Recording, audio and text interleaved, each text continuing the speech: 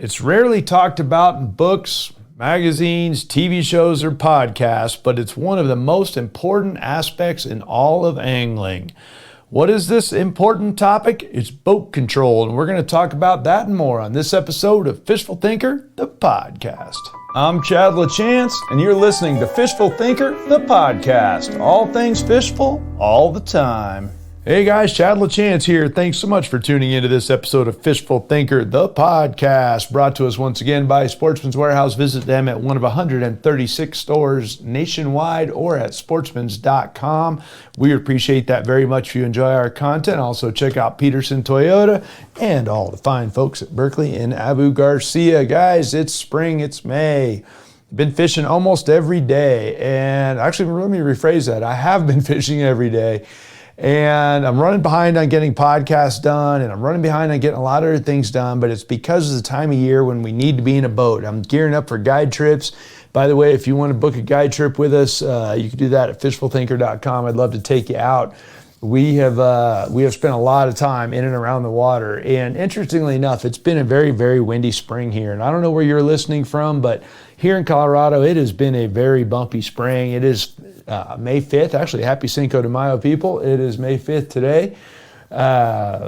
It's been blowing and yucky, and the water's still cold, and this, that, and the other.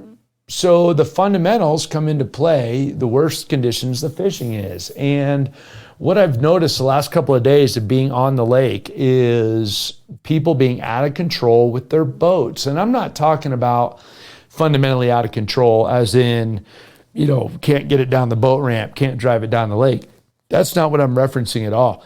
When I'm talking about boat control, I'm talking about the control of the boat while you're actually fishing. And furthermore, for the sake of this podcast, the next 20 minutes or so, I'm going to be referencing boats, kayaks, and paddle boards, and maybe even float tubes, because if it floats and you're in it, you need to be able to control it to fish from it. And that sounds pretty easy. And a bunch of you are going to tune this podcast out right here.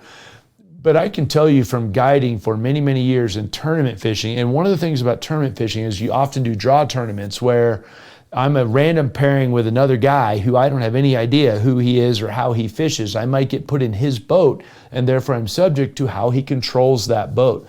And I've also got to fish with lots and lots and lots of fishing guides around the country. And what I notice is, by and large, fishing guides are very good at boat control because we can concentrate on it, meaning that we're, in most cases, not actually fishing so much as we're controlling the boat so you, the client, can fish. And therefore, we can really focus on one thing, and that is controlling the boat. And it sounds easy. It really does. You think, oh, it's intuitive. It's no problem. Boat just floats along. It's not a problem. But really, it is a problem because the boat is sitting in a fluid medium. And being that it's a fluid medium, it's obviously relatively, let's just say, dynamic in its day-to-day activities. It's going to move with the wind. It's going to move with the waves. It's going to move with current flow, all of that. Additionally, the boat, which is floating in a fluid medium, is also affected by a fluid medium, meaning the air above it. And that air is going to push the boat around. And it's going to push, depending on your boat, it's going to push one end of your boat worse than the other. Or, it just affects how the boat sits in the water. And how the boat is in relation to whatever it is you're trying to fish also dictates how your casting goes and all of that, your line control and things like that. And if you're a fan of Fishful Thinker at all, you know that we preach accuracy and line control above all else. But I could probably expand that and say if you're a boat fisherman, because accuracy and line control applies no matter what kind of fisherman you are, I don't care who you are. It applies to everybody, including shore guys. But if you're a boat fisherman, I could argue that boat control is almost as important or more important than the other things, because if your boat is out of shape, you're not an efficient angler. And by that, I mean a couple of things. What do I mean by out of shape? A couple of key things.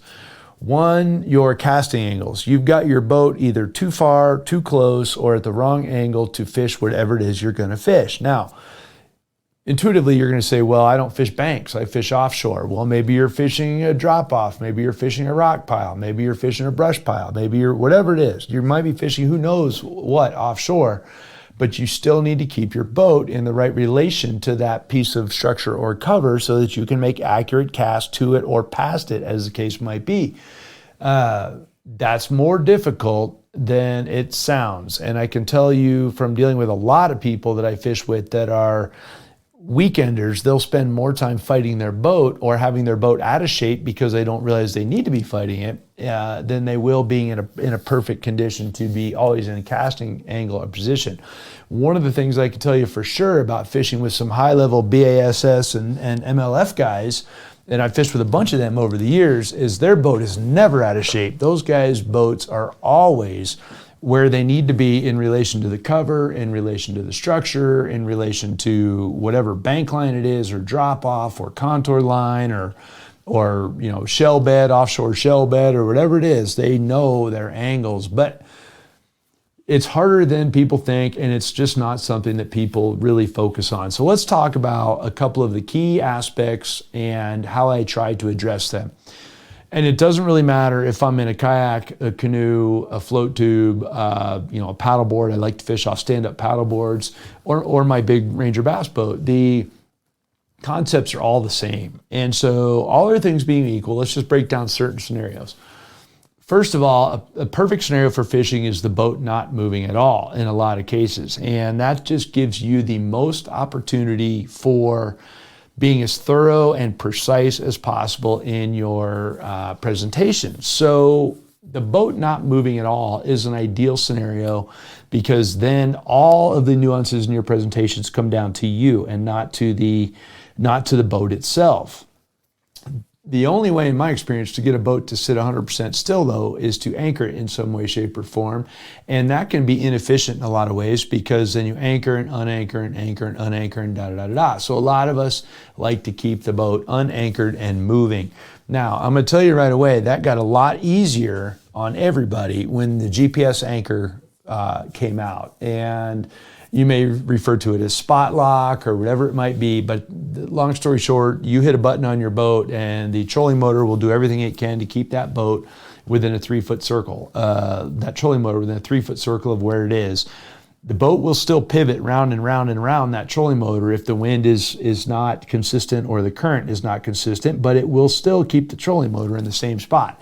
So that is a form of anchoring, and that's obviously only available to a big modern, equipped fishing boat of some sort, bass boat, walleye boat, whatever, with an electronic motor on it.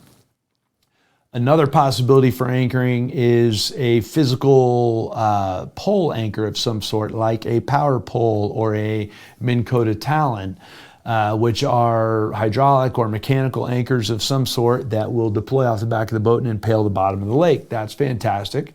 I have them on my Ranger boat, and I have for years and years, and they work very well, but they have limitations also. Just like the GPS anchor, which may go round and round, or may not be able to hold in heavy enough current, something like that. A physical shallow water anchor will only go 8 or 10 feet deep. There's some specialized ones that are longer than that, but 99% of the fishing boats out there have a 6, 8, or 10 foot long pole or 2 of them on the back. If you have only one of them, you can use your trolling motor in conjunction with it to hold the boat in one spot. If you have 2 of them, you can anchor the boat pretty solidly, but the limitation or the caveat is that the water can't be any deeper than about 8 or 9 feet, even with 10-foot poles, because the poles need to be able to bite a little bit into the bottom. They need to be able to impale the bottom a little bit to actually hold the boat. So power poles are another good opportunity, or shallow water anchors are a good opportunity to fish very precisely, very thoroughly, and in fact, they're probably my favorite. If I can use them, if I'm in shallow enough water that I can use my shallow water anchors, I would rather use those than any other form of anchoring because there's nothing running, there's no whirling trolling motor noise underneath there, and yes, fish can hear your trolling motor. I hate to break it to you, but yes, they can hear the prop on your trolling motor, and they can hear it very well. So the prop on your trolling motor is not ideal, so I'd rather have a shallow water anchor if I can do that. If I can't do that, another possibility obviously is a traditional anchor. Again, it gets more complex, more time consuming, more dirty, less precise than some of the other things. So anchoring is really, to me, maybe at 20% of the time, 30% of the time that I'm fishing over a course of a normal season, I might be on anchor. And I would say the majority of that time is when I'm on a GPS anchor, because it's not so often that I'm fishing in water so shallow that I can just continuously use the shallow water anchors. If you have a small boat, let's say you have even a paddleboard these days, or you have a kayak, all the rage. They make shallow water anchors for kayaks now. And they're just basically a smaller version of the same system that's on the back of the big Ranger boat, and it will impale the bottom. Works very good. I made a basically redneck version, let's just say, using some bamboo, and used them for my 11-foot Coleman crawdad. And I have just a ring that I clip on any one of the 4 corner handles on the Coleman crawdad. On the other end of that, it's just got a carabiner, and on the other end of that is just a big split ring, a great big, like 2.5-inch diameter split ring. And then I run my bamboo through it and stick it in the bottom. And that then will hold my little 11-foot boat in one spot and allow me to fish. It's not quite as easy as the hydraulic ones on the Ranger boat, but it's also way lighter in weight. And obviously we don't even need to talk about the expense involved. So it is a very, very simple way to anchor my little boat. And again, it supersedes the electric motor as an anchor process.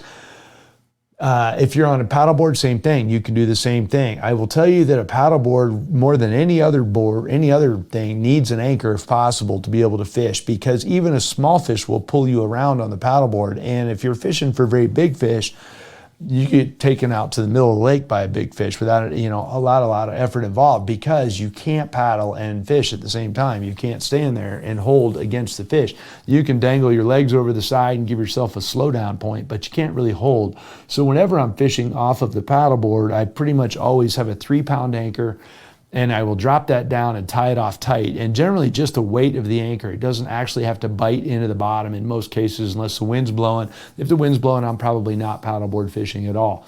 But if it's pretty calm out, that 3-pound anchor will hold it really well. And if you're gonna fish off your paddleboard, I strongly recommend you either get a little tiny anchor for it or you make one. I've seen guys fill like a Van de Kamp bean can with lead and put a hook in it and then make that their anchor for their paddleboard. But at any rate, a paddleboard almost requires an anchor because you have no other way to control a paddleboard while you're fishing on it. In fact, that'll probably be about the end of my conversation for controlling your paddleboard to fish off it, because it's difficult to do so.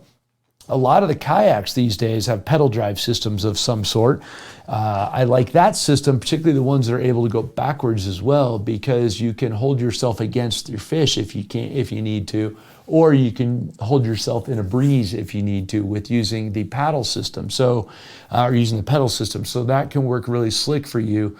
But that's a possibility there. But if I don't have a pedal drive kayak, then it's almost just important that I have the physical anchor for that thing as well, because it's difficult, again, to paddle the kayak and deal with the fishing rod at the same time. You'll waste too much time. So that's my anchoring spiel. And again, anchoring is my first choice if it's viable and it's quick enough, or I'm going to fish a spot long enough. But if I'm moving, let's change gears completely and say we're not going to anchor at all. Now we're going to move. If I'm going to move the boat, then a couple of key things we need to focus on. One, I need to keep my range from whatever it is I'm fishing within a consistent amount so that I can make consistent presentations. So one of the first things I'll do every morning on a guide trip is figure out the most comfortable casting range for my customers. I can watch them and figure out, well, these guys are good at making longer throws, not so good at shorter throws, or this little kid can't throw very far, so we have to keep him close to the bank or whatever. But I will find the optimum distance that the anglers can throw, and then I will keep them that distance from the targets. I will focus all day on keeping my bass boat that distance from the targets so that they have their best chance at making good presentations. If I'm by myself in a boat, that range may change a whole bunch because I might be changing presentations constantly back and forth. And I'm also efficient at casting close, far, or everywhere in between. I find, excuse me, I find a lot of anglers are not. And therefore, it's important that if they're only efficient in a small narrow, then I'm going to keep them in that narrow window. And that sounds easier than it is, but a lot of guys struggle with that as well. And here's the rub. If the wind is blowing perfectly down the bank in one direction or the other, or perfectly down whatever structure line or contour line or whatever it is you're fishing, well, then that's fine. You can line up on it and drift straight down it. You can get your distance from it and be fine. But that is a perfect scenario that does not exist very often. Usually the wind is going to be blowing at some angle to your cover or your structure, and therefore you're going to have to crab the boat to make that stay. No different than a guy flying a Cessna 152 airplane might have to fly 10 degrees cockeyed because of the wind to make his course and his heading or to make his course match where he wants to go. His heading is not going to be the same. He's going to have to deal with the wind. And the same thing with the boat. An easy way to do that in a full-size boat, and this is how I handle it on guide trips, and this is a big one. If you know you're going to be going down a bank and you know you've got the wind at a weird angle, I will use the big motor as effectively a rudder on the back of the boat. I will use the big gas motor and I'll steer it all the way to one side or the other, and that will force the tail of the boat off to one side as the boat drifts. In so doing, I can drift right down a bank and keep the boat at an angle to the bank so that the guy in the back of the boat can cast more parallel to the bank, and the guy in the front of the boat's casting a little bit more perpendicular. But either way, both of those people have a casting angle.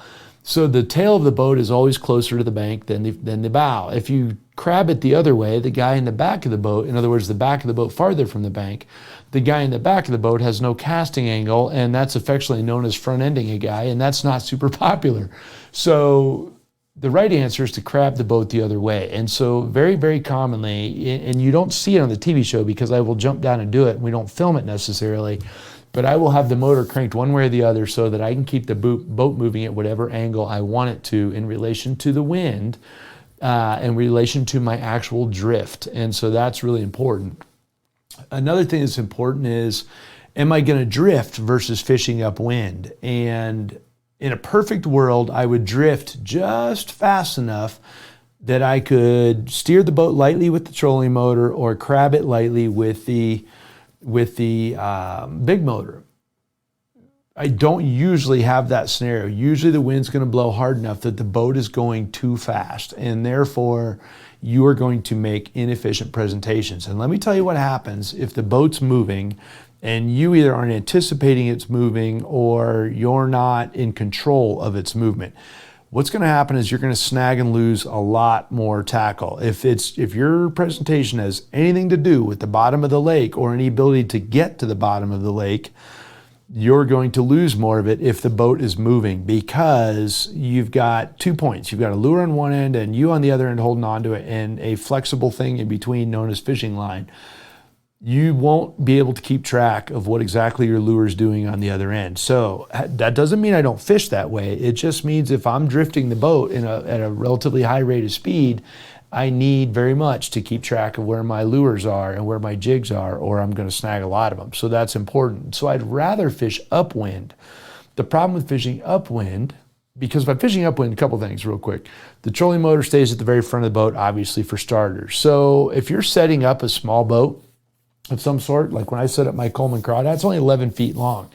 I put motors at both ends, electric motors at both ends. And the reason is I can steer it from the front one to fish and the back one to drive it, just like I would my big bass boat. But also, just like my big bass boat, I have a keel at the back of the boat now, so the boat behaves in a linear direction when it's under power with either motor going frontwards or backwards.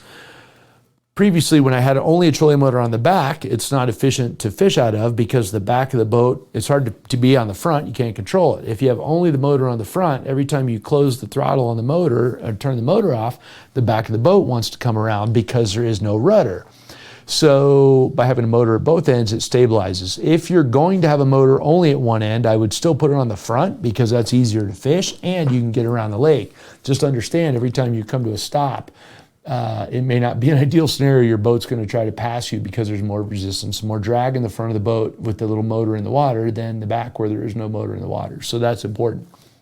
I would rather, if I can, fish my way upwind because the nose of the boat will stay at the front, assuming your trolling motor's at the front.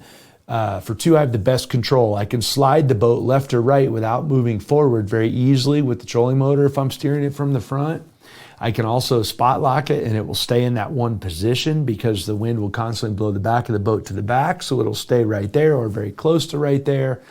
And oh, by the way, if I do happen to sink the shallow water anchors and the wind's blowing straight into the front of the boat, well, then I don't get water splashing over the back of the boat. So for those reasons, I'd rather be facing upwind. The problem with that is it requires, if you're not going to anchor, constant motor and therefore constant attending of that motor. So that's okay with a foot control trolling motor, which is my strong preference. And I'm going to make a very unpopular decision or opinion right now. I'm going to put it out there anyway, and a whole bunch of you guys are going to think I'm on crack rock, but I'm going to tell you anyway. I cannot stand a trolling motor that is only remote control with a hand remote. And I know a lot of guys love them. I can't, because fishing is a two-handed sport. And unless you're very, very tuned into that remote control, you have to look at it as well. And you might have to look at the head of the motor too, because you don't have any feel to know which way the motor's already pointing to know which way you need to go. So if the motor's not turned on, you can't feel it. And so if the motor's just sitting there not turned on at all and you need to go a direction, you want to blip the throttle and squirt the motor 10 feet one direction, you got to look at the motor and the remote, and you got to let go of the fishing rod to do it. For these reasons, I want a foot control trolling motor all the time. And because I can feel it with my foot to know which way it's pointed, I can step on the gas pedal with my same foot to make it move without ever taking my hand off the rod or looking down. So I can make my presentation without taking my eyes off my targets or my line or whatever it is I'm watching, and I don't have to feel for the boat. So that's a strong preference I have right there. As a general rule, I want the boat to move just fast enough that by the time I'm finishing one retrieve, it's getting just far enough ahead that I need to make my next retrieve. So if I'm losing the last third of a retrieve, I'll slow the boat down. If the retrieve's getting back to the boat faster than that, and the boat hasn't moved far enough for the next cast, I'll speed the boat up. But it depends a little bit on how much the wind's blowing and how far apart I want my cast to be on the bank or on the structure I'm fishing. So if I'm throwing something like a lipless crankbait with a ton of rattles in it, I might make those casts 20 feet apart.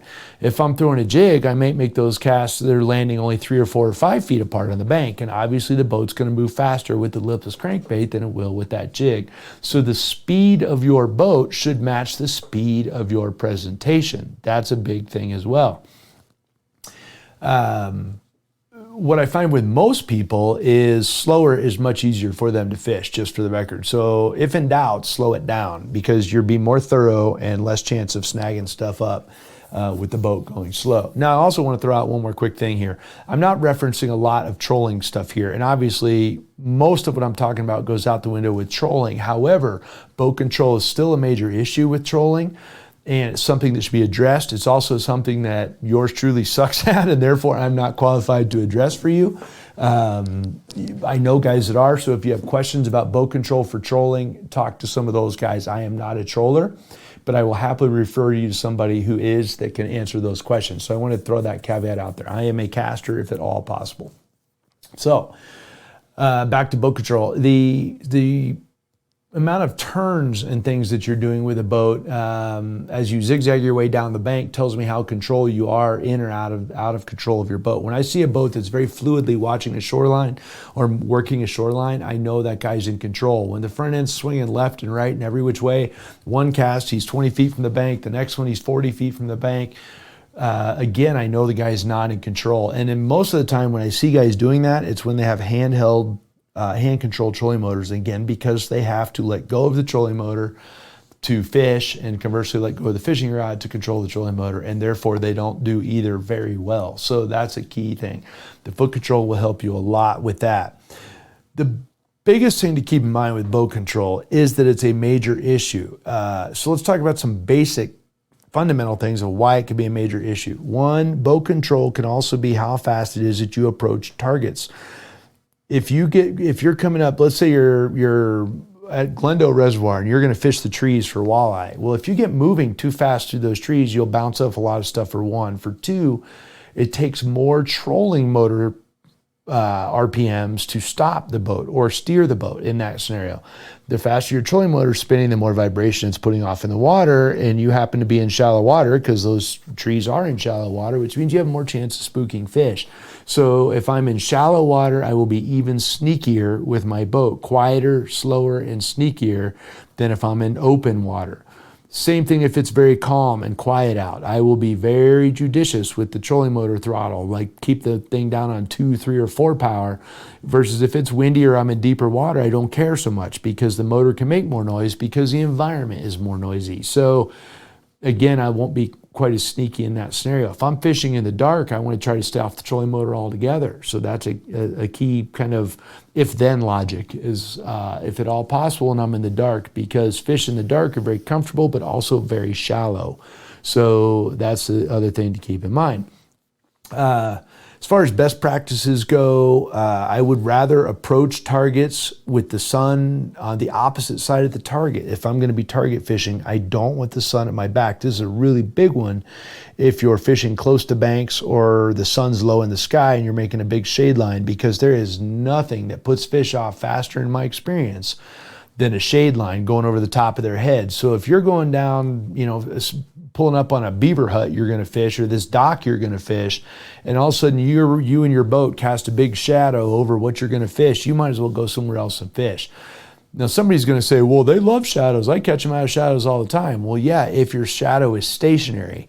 But if your shadow is moving, it's no different than a flashing light in the dark. They're not in on that. They love a dock light, but they're not in on a light bouncing around on the bank on a flashlight. So same thing with the shade line. If you've got sun and you got bright sun, you want to keep that shade line off of the stuff you're trying to fish, your own shade. As soon as you cast shade on them, they're spooked for sure.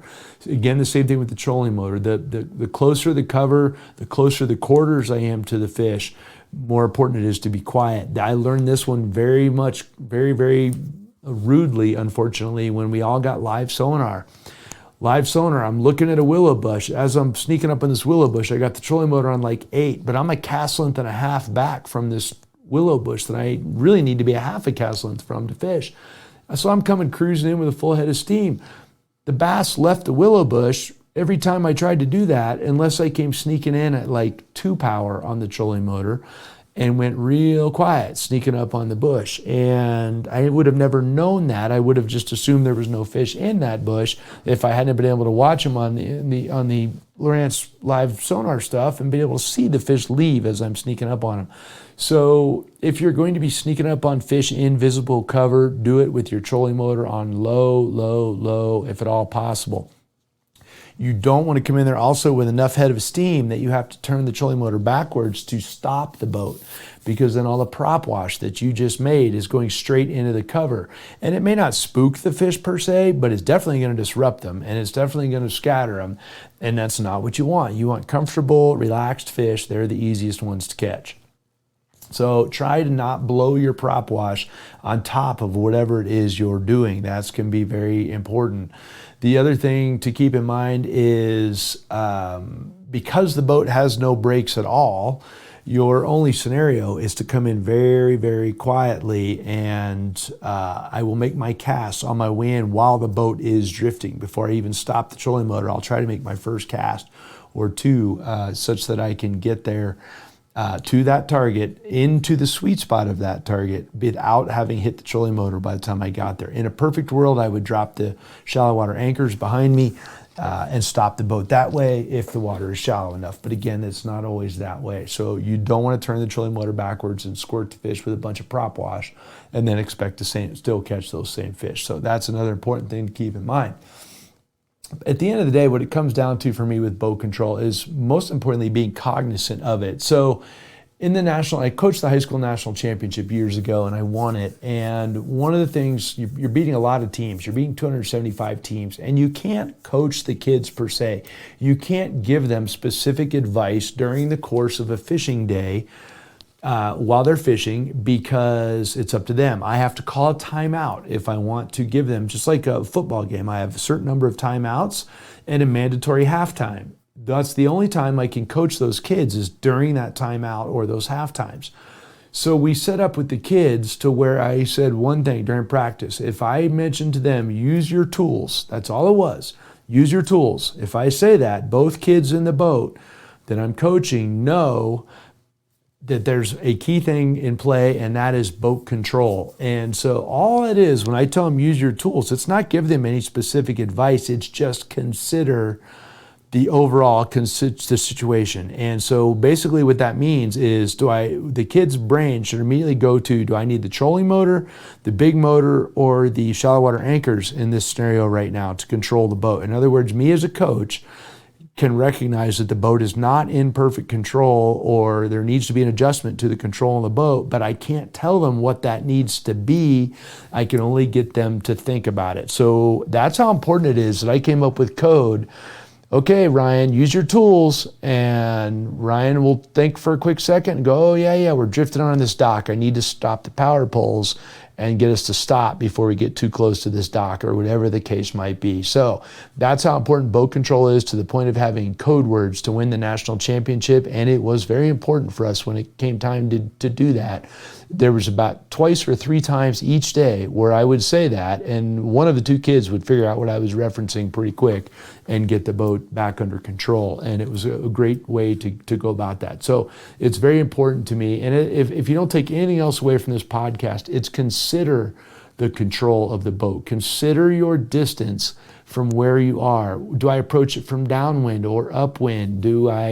Can I fish upwind or downwind, even if I'm not approaching something?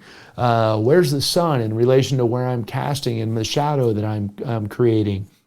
How much battery am I burning versus maybe not? Like in my big Ranger, I can burn batteries all day. It's not a problem. But in my little Coleman Crawdad, I've got about 2 hours of high and about 4 hours total of trolling motor battery. So I need to be cognizant.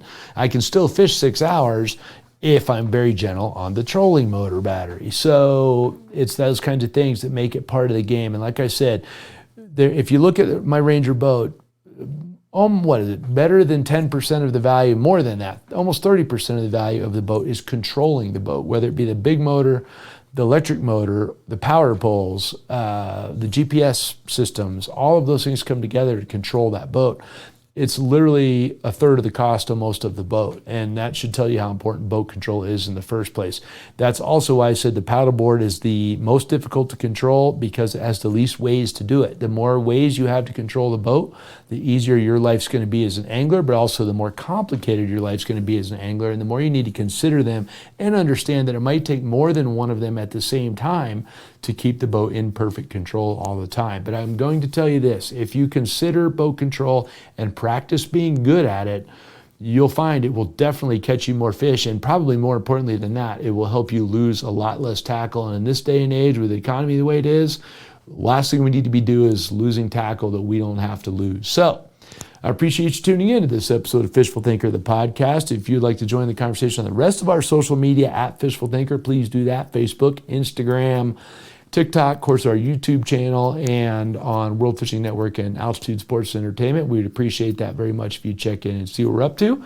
If you want to book a guide trip, you can do that at fishfulthinker.com. So thanks for listening. This has been Fishful Thinker, the podcast.